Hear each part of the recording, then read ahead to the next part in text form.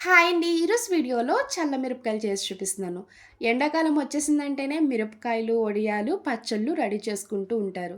చాలామంది మిరపకాయలు ఇష్టంగా తింటూ ఉంటారు కదండీ! పెరుగన్నంలో గానీ, సాంబార్, పప్పు ఎందులోకైనా కారం కారంగా చాలా రుచిగా ఉంటది. మజ్జిగ మిరపకాయలంటేనే మజ్జిగుండాలి, మజ్జిగలో ఊరపెట్టాలని అనుకుంటారు.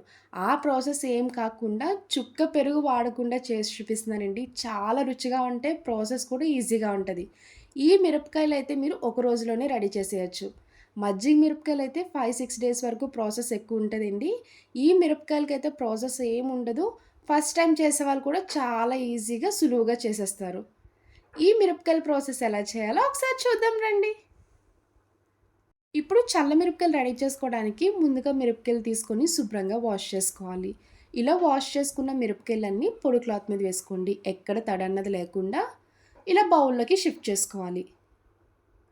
నేనైతే 1 కేజీ వరకు తీసుకున్నానండి. మీరు మిరపకాయలు తీసుకున్నప్పుడు ఇలా సన్నగా ఉన్నది తీసుకోండి. కారం ఎక్కువ ఉంటది. ఫ్రై చేసుకొని తిన్నప్పుడు కూడా టేస్ట్ బావుంటది. మీకు కారం ఎక్కువ వద్దు అనకపోతే కొంచెం లావు మిరపకాయలు తీసుకోండి. బజ్జీ మిర్చి ఉంటాయి కదా! వాటితో కూడా చేసుకోవచ్చు. మీరు మార్కెట్‌కి వెళ్ళినప్పుడు ఇలా చల్ల మిరపకాయలు పెట్టుకోవాలంటే వాళ్ళే చూపిస్తారు. ఇలా మిరపకాయలన్నీ చాక్‌తో ఇలా గీతొచ్చేలాగా కట్ చేసుకోండి. చూసారు కదా! ఈ విధంగా మిర్చీస్ అన్నీ కట్ చేసుకోవాలి. ఇప్పుడు మిరపకాయల్లో వేసుకోవడానికి ఇలాంటి ఒక మిక్సీ జార్ తీసుకొని 2 స్పూన్లు వాము వేసుకోండి. 1 స్పూన్ జీలకర్ర వేసుకోవాలి. వాము, జీలకర్ర వేయడం వల్ల ఫ్లేవర్ బావుంటది. దీని రుచి కూడా చాలా బావుంటది. ఇప్పుడు మిక్సీ చేసుకున్న వాము, జీలకర్ర పౌడర్ వేసుకోండి. చూసారు కదా! ఇలా మెత్తగా మిక్సీ చేసుకుంటేనే మిర్చికి పడతది. 4 స్పూన్ల వరకు సాల్ట్ వేసుకోండి. సాల్ట్ వేసుకున్నప్పుడు మాత్రం ముందుగా కొంచెం తగ్గిచ్చే వేసుకోండి. పచ్చిమిర్చి ఊరాక మీరు కావాలనుకుంటే తిని చెక్ చేసుకోవచ్చు.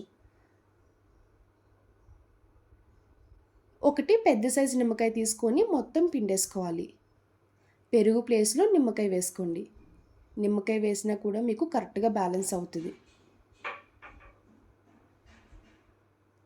ఇప్పుడు మిర్చికి పట్టేలాగా మొత్తం కలిసేలాగా బాగా కలుపుకోవాలి.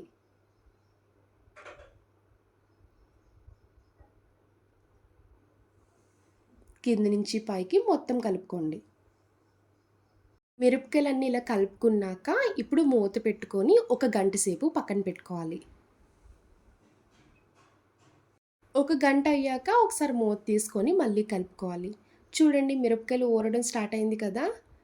మీరు కావాలనుకుంటే ఈ టైంలోనే చిన్న మిరపకాయ తిని చెక్ చేసుకోవచ్చు. నాకైతే ఉప్పు సమానంగానే సరిపోయిందండి. చూసారు కదా! ఇలా వాటర్ అనేది సెపరేట్ అయిపోద్ది. ఇలా మిరపకాయలు మొత్తం కలిసేలాగా ఒకసారి మళ్ళీ కలుపుకోండి. ఇలా కలుపుకున్నాక మూత పెట్టేసుకొని నైట్ అంతా ఒక పక్కన పెట్టేసుకోవాలి. అప్పుడు ఇంకా ఊరుతాయి. నేను ఈ ప్రాసెస్ అంతా ఆఫ్టర్‌నూన్ స్టార్ట్ చేశానండి. నైట్ అంతా ఊరాక మరుసటి రోజు మనం బయట ఎండలో పెట్టేసుకుంటే బాగా చక్కగా ఎండిపోతాయి.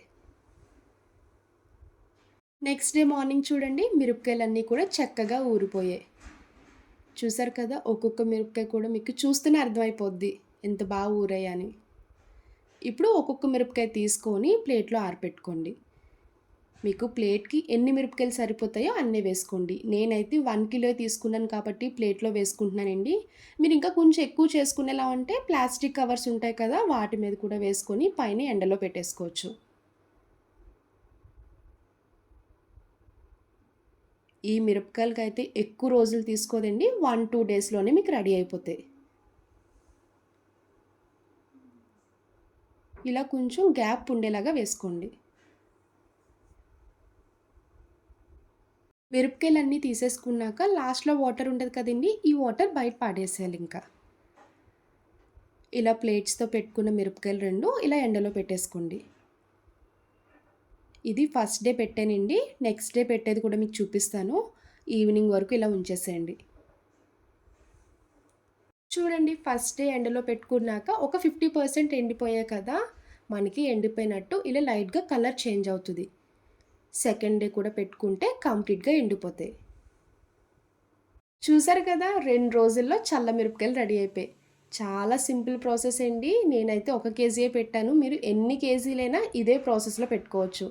చల్ల మిరపకాయలైనా, ఊర మిరపకాయలైనా 2 ఒకటేనండి. కొంతమంది కన్‌ఫ్యూజ్ అవుతారు.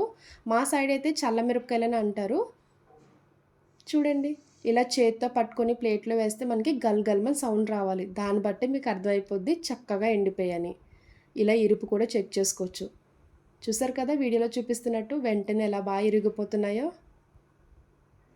ఈ చల్ల మిరపకాయలు మీరు సంవత్సరం, 2 సంవత్సరాల వరకు స్టోర్ చేసుకోవచ్చండి. అస్సలు పాడవ్వవు.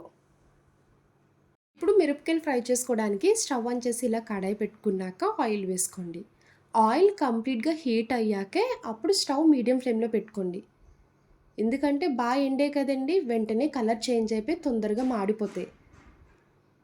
ఆయిల్ హీట్ అయ్యాక స్టవ్ మీడియం ఫ్లేమ్‌లో పెట్టుకొని అప్పుడు మిరపకాయలు వేసుకోవాలి. ఇలా మిరపకాయలు వేసుకున్నాక ఒక 30 సెకండ్స్ ఇలా ఫ్రై చేసుకుంటే సరిపోద్ది. చూడండి ఈ కలర్ వస్తే సరిపోద్ది. మరి మాడిపోయినా మనకి చిరిచేదొచ్చేస్తది. ఇలా ఫ్రై చేసుకున్నాక ఒక ప్లేట్‌లోకి షిఫ్ట్ చేసుకోండి. నేనైతే పప్పుచారులోకి తీసుకున్నానండి. పప్పుచారులోకైనా, పప్పు, టమాటా, సాంబార్, రసం ఇందులోకైనా చాలా చాలా బావుంటది. మీరు కావాలనుకుంటే పెరుగన్నంలోకి కూడా తినండి. సూపర్ ఉంటది. ఇప్పటి వరకు ఎవరు పెరుగన్నంలోకి తినకపోతే ఈసారి ట్రై చేయండి. నిజంగా నచ్చుతది. చూసారు కదా చల్ల మిరపకాయలు. నా వీడియో మీకు నచ్చితే లైక్ చేసి, షేర్ చేయండి. అలానే ఫస్ట్ టైమ్ చూసేవాళ్ళు ఎవరైనా అయితే నా ఛానల్‌ని ప్లీజ్ అండి సబ్స్క్రైబ్ చేయండి. బాయ్ అండి.